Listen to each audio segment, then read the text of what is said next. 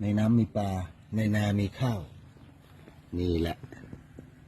บรรยากาศบ้านเรา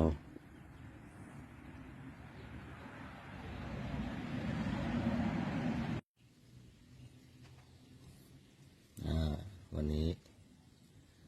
ดูให้คิดถึงบ้านนะครับบางคนคิดถึงบ้านบ้านนอกบ้านนาก็จะประมาณนี้